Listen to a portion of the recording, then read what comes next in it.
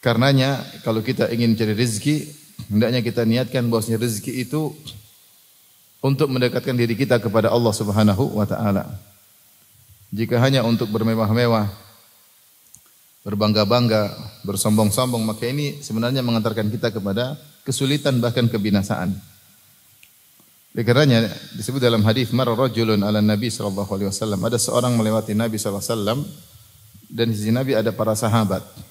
Fara'a ashabuhu min jaladihi wa nasyatihi. Maka para sahabat kagum dengan orang ini yang gesit dan juga kuat.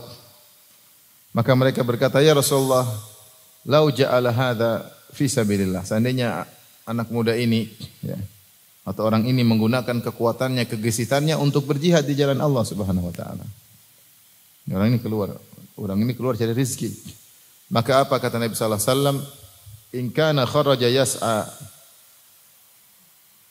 ala waladihi sigharan fa huwa fi sabilillah. Kalau dia keluar dengan kegesitannya, dengan kekuatannya untuk mencari rezeki, untuk mengayomi anak-anaknya yang masih kecil, maka sungguhnya dia fi sabilillah, sedang berjuang di jalan Allah. Wa in kana kharaja yas'a ala walidaini kabiraini syaikhaini fa huwa fi sabilillah. Kalau dia keluar ternyata untuk mengayomi kedua orang tuanya yang sudah tua, sungguhnya dia juga sedang fi sabilillah. Wa in kana kharaja yas'a liyu'iffa nafsahu, kalau dia keluar mencari rezeki untuk menjaga harkat dan martabat dirinya agar tidak minta-minta kepada orang lain, fa huwa fi sabilillah, dia sungguhnya sedang berjihad juga.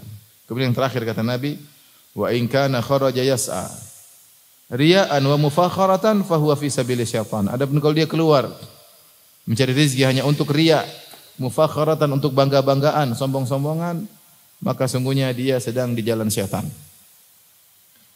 Oleh karenanya kita pun kalau mencari rezeki, niat kita harus benar, bukan untuk bangga-banggaan, pamer-pameran.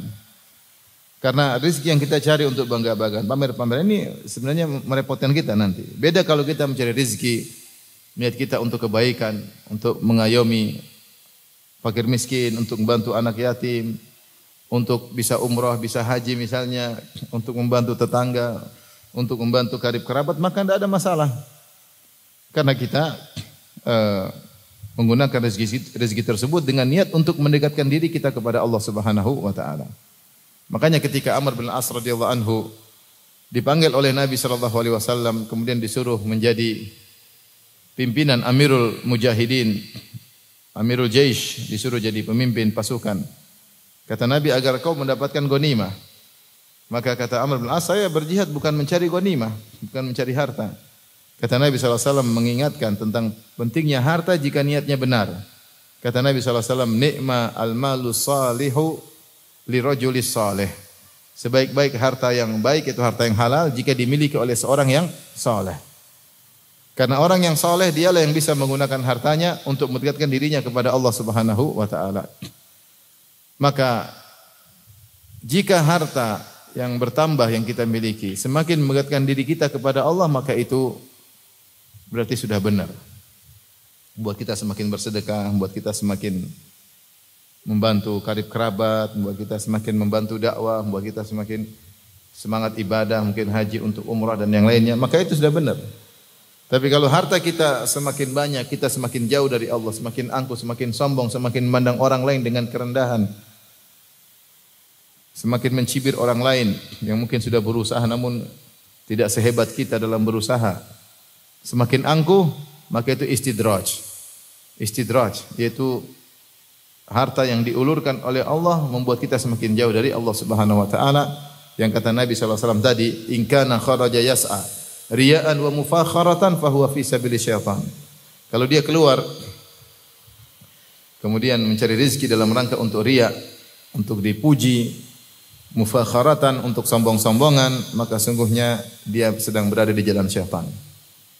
Maka kembali lagi Allah menyuruh kita untuk mencari rezeki, tetapi harus niat kita yang benar. Jangan sampai kita cari rezeki hanya untuk bangga-banggaan, pamer-pameran, maka rezeki tersebut hanya memperpanjang hisab kita pada hari kiamat kelak dan membuat kita sulit untuk menjawab. Karena setiap rezeki yang kita dapatkan pasti akan ditanya oleh Allah dengan dua pertanyaan. Min aina iktasabahu, dari mana dia mendapatkannya, wa fima anfaqah, dan kemana dia membelanjakannya, Maka dua-dua ini harus kita bisa jawab. Kalau kita bisa jawab pertanyaan pertama, kita dapatkan dengan cara yang halal, maka tidak mudah untuk menjawab pertanyaan kedua, kemana kau belanjakan.